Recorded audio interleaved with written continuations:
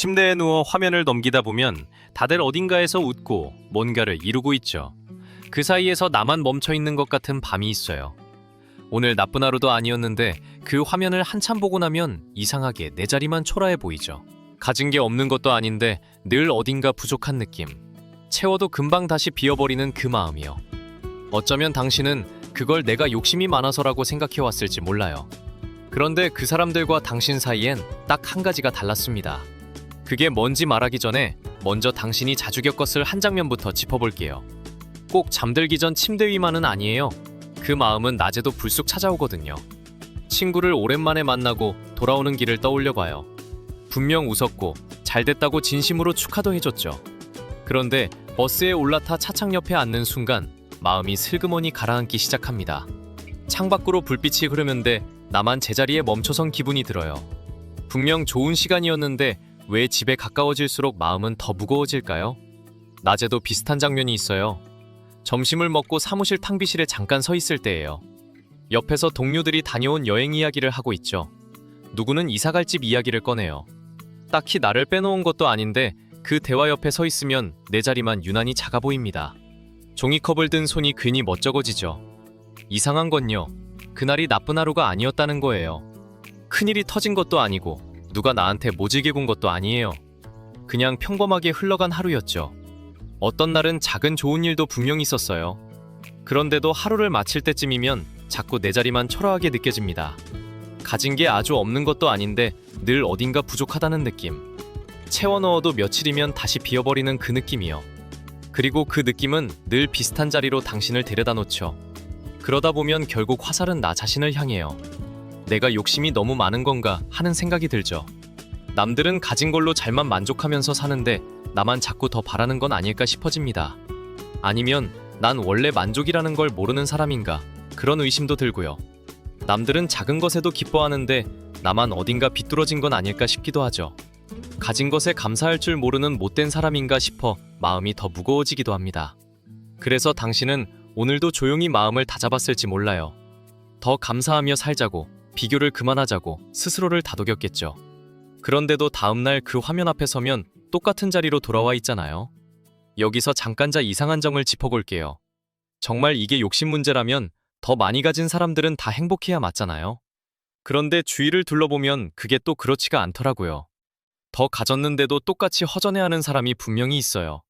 그러니까 어쩌면 문제는 욕심이 아니었을지도 모릅니다. 한 가지 숫자를 먼저 보고 갈게요. 우리는 예전보다 분명히 더 잘 살게 됐어요. 그런데 작년에 나온 세계 행복보고서를 보면 한국은 147개 나라 가운데 58위에 있습니다. 잘 살게 된 만큼 마음이 편해진 건 아니라는 얘기죠. 그 어긋남의 한가운데 바로 비교가 있어요. 우리 마음은 원래 나를 잴 자가 필요해요. 내가 잘 가고 있는지 어딘가에 기대서 확인하고 싶은 거죠. 그런데 내가 잘 살고 있는지 정확히 알려주는 객관적인 눈금 같은 건 어디에도 없습니다. 시험처럼 점수가 딱 나오는 것도 아니죠. 그러면 어떻게 될까요? 본능적으로 옆 사람을 자처럼 들어서 나를 재기 시작합니다. 저 사람보다 내가 나은가, 못한가. 이걸 1954년에 한 심리학자가 처음 정리해서 사회적 비교라고 이름 붙였어요. 페스팅거라는 사람이었죠. 어려운 말 같지만 결국 남을 보고 내 위치를 가늠한다는 뜻이에요. 문제는 요즘이에요. 손안의 화면이 그 젤거리를 하루 종일 눈앞에 깔아둡니다. 예전엔 어쩌다 마주치던 남의 삶이 이제는 종일 끝없이 흘러가요. 자를 내려놓을 틈이 없는 거예요. 그런데 우리가 자처럼 드는 사람은 보통 나보다 한 칸 위에 있는 사람이에요. 나보다 못한 사람이 아니라 더 나아 보이는 쪽을 자꾸 올려다보죠. 그렇게 위만 보면 묘한 일이 벌어집니다. 내가 이미 가진 것들은 눈에서 슬그머니 사라져요. 대신 나한테 없는 그 한 칸만 자꾸 커 보입니다. 가진 건 안 보이고 없는 것만 또렷해지는 거예요. 그래서 우리는 생각하죠. 저 한 칸만 채우면 마음이 편해질 거라고.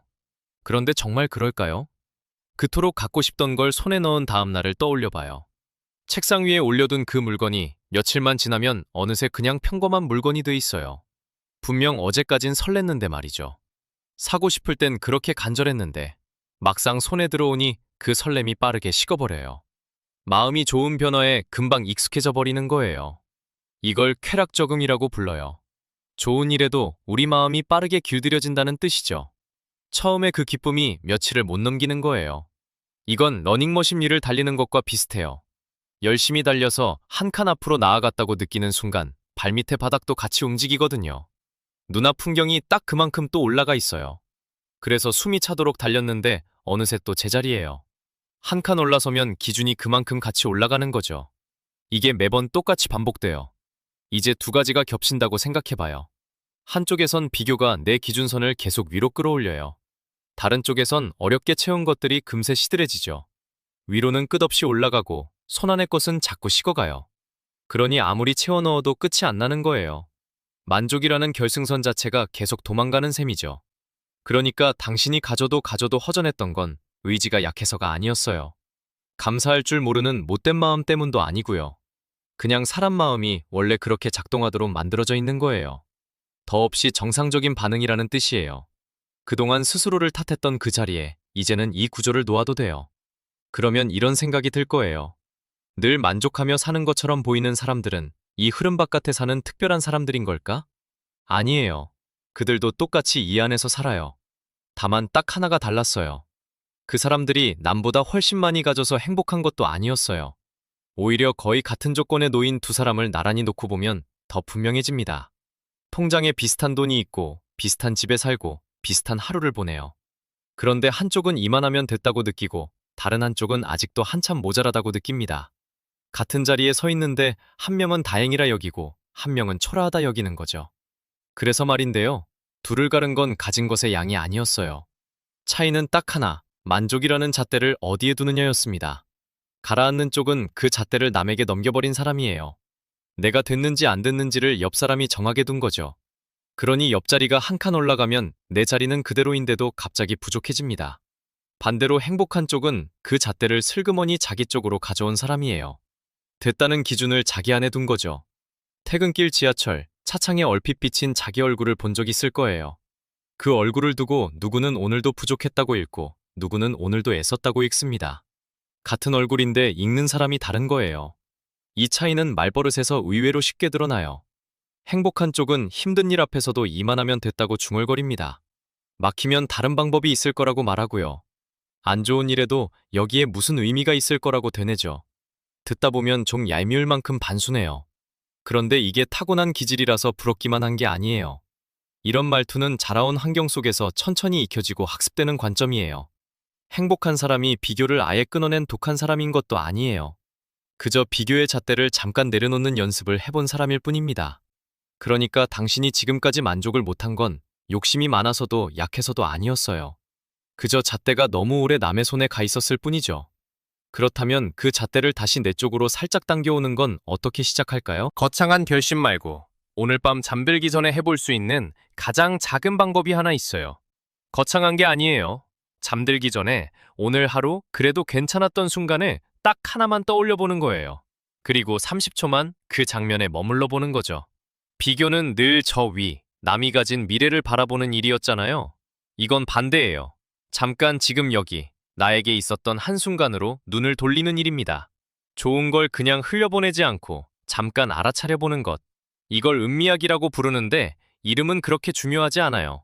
오늘 누가 건넨 짧은 인사여도 되고 따뜻했던 커피 한 모금이어도 돼요. 작아도 괜찮아요. 작을수록 오히려 더 좋아요. 그런데 처음엔 괜찮았던 순간이 잘 안 떠오를 수 있어요. 머릿속이 텅 빈 것처럼 느껴질 수도 있죠. 그게 정상이에요. 떠올리려고 잠깐 멈춘 그 30초 자체가 이미 잣대를 자기 쪽으로 돌리기 시작한 거니까요. 혹시 오늘 밤 그 한순간을 진짜로 떠올려 본 분이 있다면 그게 뭐였는지 댓글에 짧게 남겨주세요. 거창하게 적을 필요 없어요. 떠오른 그 장면을 그대로 한 줄이면 충분합니다. 그리고 이건 살짝 덧붙이는 말인데요. 비교가 종처럼 멈추지 않는 분들은 밤마다 생각이 끝없이 불어나서 잠들기 어려워지는 경우도 많거든요. 머리는 누웠는데 마음은 계속 어딘가를 달리고 있는 거죠. 그런 밤이 자주 찾아온다면 그건 또 다른 결의 이야기예요. 이제 처음에 그 밤으로 돌아가 볼게요. 다들 어딘가에서 웃고 이루고 있는데 그 사이에서 나만 멈춰 있는 것 같던 그 화면 앞으로요. 당신은 멈춰 있던 게 아니었어요. 그저 그 순간엔 잣대를 잠깐 내려놓을 자리를 못 찾았던 것뿐이에요. 오늘 저녁 집 근처를 천천히 걸어보면 알게 될지도 몰라요. 불 켜진 창들이 길 양옆으로 늘어서 있죠? 저 창 하나하나 안에도 자기만 부족한 것 같아 마음이 무거운 누군가가 있을 거예요. 다들 똑같이 자기 잣대를 어디에 둘지 찾아가는 중인 거죠. 그러니 오늘 밤만큼은 그 잣대를 잠깐 당신 쪽에 내려놔도 괜찮아요.